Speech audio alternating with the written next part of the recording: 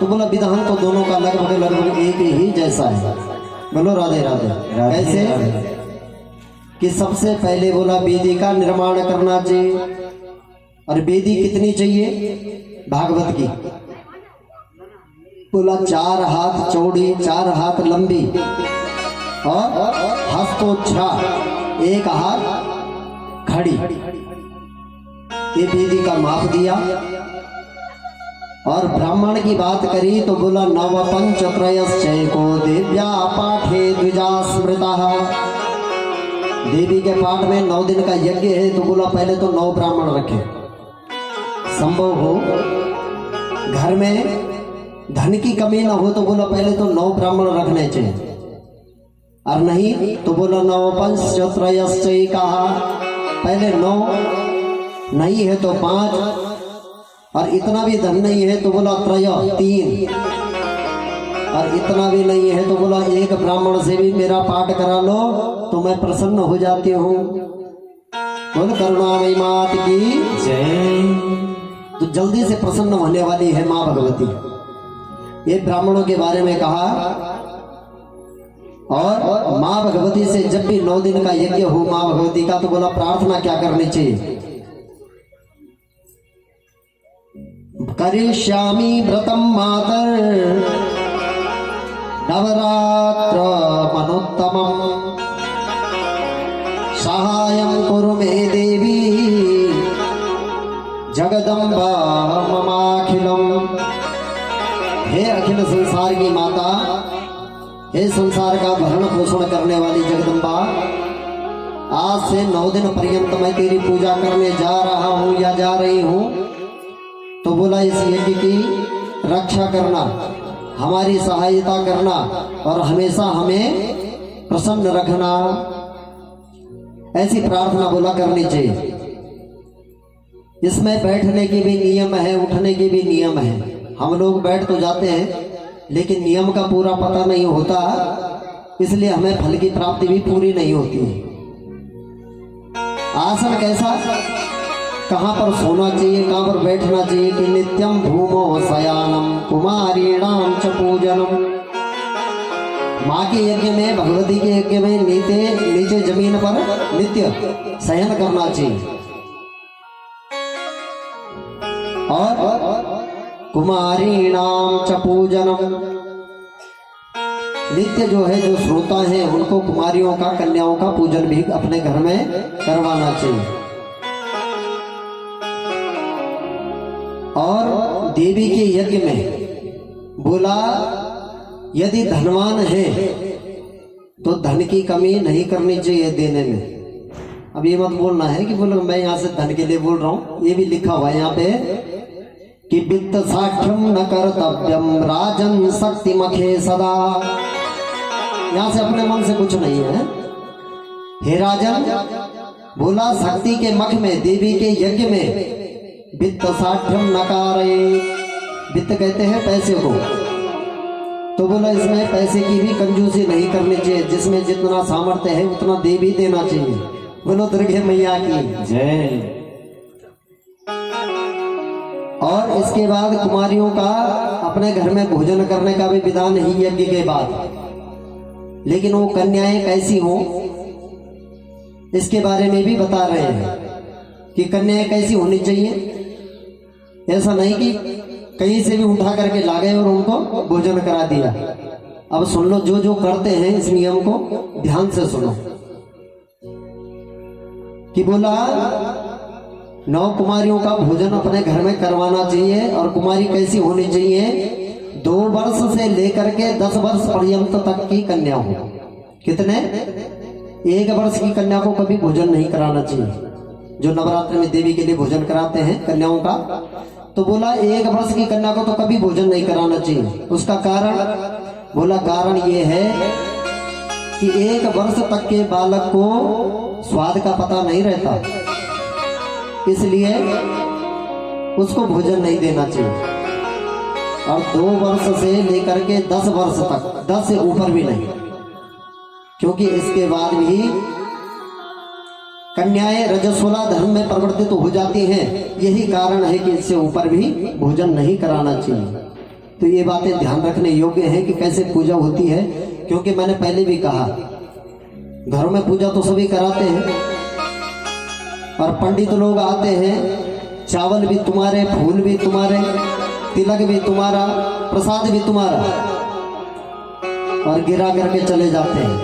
अब जब समझ में नहीं आया तो गिराना ही है। तो आज सुनो थोड़ा, मैं पूजन की विधि बता रहा हूँ, इसमें लिखी हुई है कि पूजन कैसे होता है और किस चीज का क्या मतलब है। एक एक चीज भगवान को हम अर्पण करते हैं पूजन में, उसका भी कोई ना कोई महत्व है। कैसे? भगवान का सबसे पहले घर में पंडित जी आते हैं ना, तो क्या करते हैं, किसी भी देवता की पूजा होती है, बोला फूल ले लो और हाथ जोड़ लो, आंखें बंद करके ध्यान करो। और ध्यान होता है हमेशा आंखें बंद करके ही, दर्शन होते हैं आंखें खुला रख करके। और हम क्या करते हैं, जहां पर आंखें बंद करनी है वहां पर खोल देते हैं, और जहां पर खोलनी है वहां पर बंद कर देते हैं। अब आप बोल रहे होंगे कि कैसे? घर में जब पूजन कराते पंडित जी कह रहे हैं कि ध्यान करो फूल लेकर के, और नजर इधर और उधर, तब आंखें बंद नहीं हुई। और भगवान के मंदिर में गए, आज सुरकंडा के मंदिर में जाना है, आज चंद्रपत्नी के मंदिर में जाना है। अब गए तो गए किसके लिए? बोला माता के दर्शन के लिए। अब आंख बंद करके दर्शन होंगे क्या? और वहां पे बैठ जाते हैं आंख बंद करके, हे माँ, होता है ना ऐसा? तो बोला जहां पर बंद करनी थी वहां पर तो करी नहीं, और जहां पर खुली रखनी थी वहां पर बंद कर दी। तो यही तो कथा सिखाती है। जो नित्य सुनता है, जिसकी लगन है कथा को सुनने में, वही समझ भी पाता है। ध्यान हटा तो फिर कुछ समझ में नहीं आएगा। तो पहली बात, ध्यान कैसे होता है? माँ भगवती का बोला पंडित को घर में बुलाओ, और एक एक चीज का ध्यान रखना चाहिए। सबसे पहले ध्यान करने के लिए बोला गया तो ध्यान होता है आंख को बंद करके, फूल ले लो। और क्यों ध्यान होता है? देखो, पहले किसी मेहमान को घर में बुलाते थे ना, हालांकि मेरी उम्र भी इतनी नहीं है, अनुभव में तो आप लोग मुझसे ज्यादा हैं। भाई पढ़ा होगा वो बात अलग है, हमने ज्ञान हो सकता है, लेकिन अनुभव में सभी लोग मुझसे ज्यादा हैं, क्योंकि वयोवृद्ध हैं, उम्र में मेरे से ज्यादा है। तो कहने का तात्पर्य है कि पहले के लोग जो होते थे, अपने घर में यदि मेहमान को बुलाते थे तो पहले क्या करते थे? बोला चिट्ठी भेजते थे, है ना? अपने घर में बुलाते थे तो पहले चिट्ठी भेजते थे, तब आते थे। तो ये फूल लेकर के ध्यान करना भी एक प्रकार से वो पत्रिका ही भेजना है, चिट्ठी भेजना ही इसको कहते हैं कि हे भगवान, आपका हम ध्यान कर रहे हैं, आप अपने लोक को छोड़ करके हमारे लोक में आ जाओ, इस धरती पर आ जाओ। और इसमें ब्राह्मण तुम्हारी सहायता करते हैं, ध्यान कर रहे हैं आप और मंत्र बोल रहे हैं ब्राह्मण देवता। तो मंत्रों की शक्ति तो आपको पता ही है। सर्प शत्रु हुआ था कल के यज्ञ में, जो कल हमने कथा करी, उसमें आपने देखा कि जन्मे जैन सर्वेष्टि यज्ञ किया, और मंत्रों की शक्ति इतनी थी कि बोला वो जो तक्षक था इंद्रासन पर लिपटा हुआ, जब मंत्र तक्षक का गाया गया, नमोस्तु सर्पेभ्यो जय के च पृथिवी मनुजे अंतरिक्षे जय दिवितेभ्य सर्पेभ्यो नमः, इस मंत्र से जैसे ही तक्षक का आवाहन किया गया तो इंद्रासन के सहित वह तक्षक खींचा चला आ रहा था। ये सभी ने देखा। तो यह है मंत्रों की शक्ति। तो बोला तो सर्प के लिए था, पर वो लिपटा हुआ था इंद्रासन पे, तो इंद्रासन भी साथ में आ रहा है, इंद्र भी साथ में आ रहा है। ये मंत्रों की शक्ति। तो सहायता करते हैं ब्राह्मण देवता। अच्छा, आपके बुलाने पर, आपके ध्यान करने पर और ब्राह्मण के मंत्र गान करने पर देवता आपके घर में आ गए, माँ भगवती आपके घर में आ गई, विराजमान हो गए। अब क्या करना है भाई? तो बोला जैसे अतिथि का सत्कार पहले होता था, अब तो नहीं। हम भी सुनते थे, हमने भी सुनी है कथाएं, देखा हमने भी नहीं, क्योंकि आजकल तो ऐसा होता नहीं। तो बोला पहले अतिथि के पैर धुलाए जाते थे, हाथ धुलाए जाते थे, स्नान करवाए जाते थे। तो वही हम भगवान के साथ भी करते हैं, माता के साथ में भी करते हैं। पादयो पाद्यम समर्पयामि, हस्तयो अर्घ्यम समर्पयामि। अब ऐसा नहीं कि कथा ही सुनो, सुबह भी आना चाहिए पूजा में और देखना चाहिए कि पूजा में क्या क्या होता है। हमारे आचार्य जी अपने मधुर कंठ से कितने प्यारे प्यारे मंत्रों का उच्चारण करते हैं, उस समय आनंदित मैं भी होता हूँ। तो आप भी आए, सुबह पूजा का भी आनंद लें, कुछ समझें यहाँ पर क्या हो रहा है। तो बोला पादयोपाद्यम हस्तयोर्गम, माने पैर धोने के लिए, हस्तयोर्गम हाथ धोने के लिए, मुखे आज माने मुख को धोने के लिए, और सर्वांगे स्नानीय जलम, स्नान के लिए जल दिया जाता है, 4 छींटे देते हैं। और जब स्नान हो जाता है तो बोला तब क्या करते हैं हम लोग, नहाने के बाद क्या करते हैं, वस्त्र पहनते हैं। तो भगवान को भी वस्त्रोपवस्त्रम समर्पयामि, इस प्रकार से भगवान को भी वस्त्र और उपवस्त्र चढ़ाए जाते हैं। ये विधि यहाँ पर बताई गई है। पूजन की विधि क्या है माँ भगवती की। तो बोला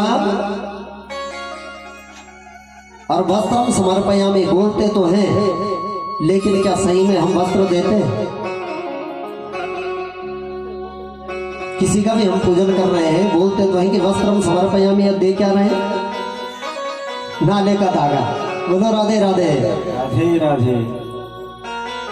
तो बोला ऐसा तो नहीं होता, हमको कोई वस्त्र कह करके और नाले का धागा पकड़ा दे।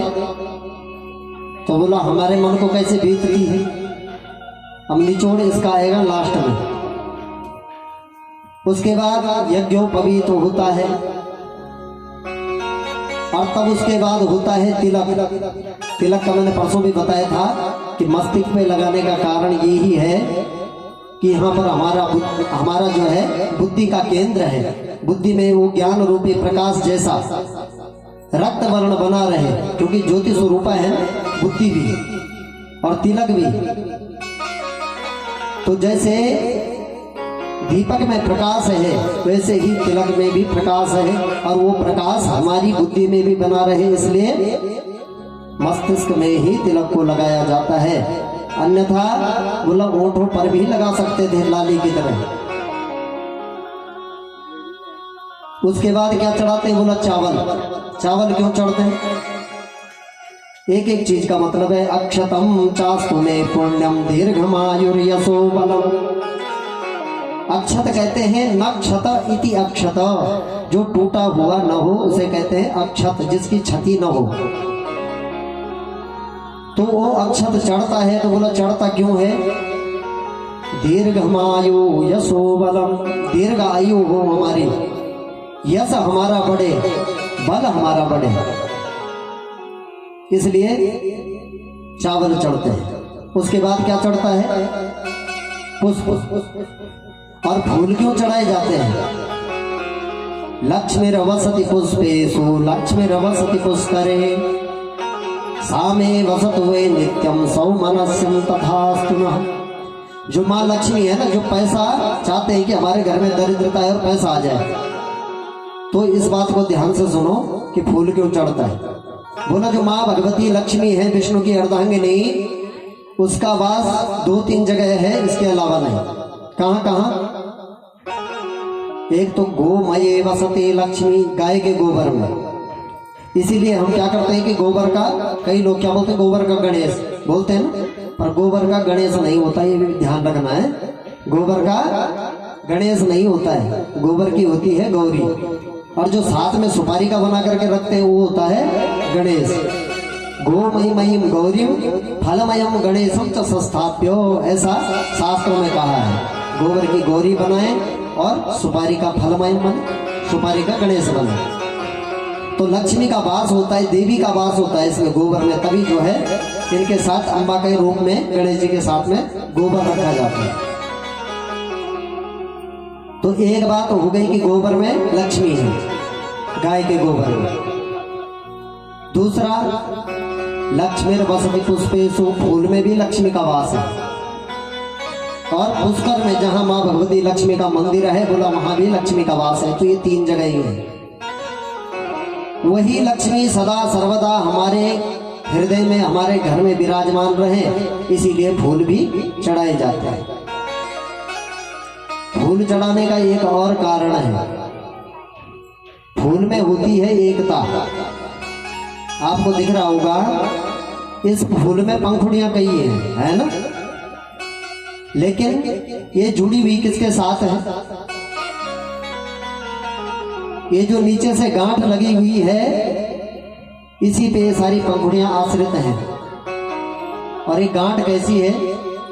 बोला ये श्रद्धा है, ये आस्था है, ये विश्वास है, ये प्रेम है, ये करुणा है, ये दया है। और जब तक ये श्रद्धा, करुणा, दया, आस्था इनके साथ है, तब तक ये सभी एक है। यही परिवार में भी होता है। परिवार बंधा हुआ कब तक रहता है? जब तक ये सारी चीजें हैं, करुणा, दया, प्रेम इत्यादि, तभी तक हमारा परिवार भी बंधा हुआ रहता है। और ये गई तो बोला ये अलग कर दिया, तो ये देखो फूली में पूरा छोड़ता तो सब साथ में गिरते, लेकिन तोड़ करके ये अलग कर दिया तो बोला सब अलग अलग हो गए। बोलो दुर्गे मैया की जय। तो पुष्प चढ़ाते हुए भगवती से निवेदन करना चाहिए, माँ से निवेदन करना चाहिए, हे माँ, जैसे इस पुष्प में एकता है, इसकी पंखुड़ियों में एकता है, ऐसे ही हमारे परिवार में एकता बनी रहे। दुर्वा चढ़ाते हैं।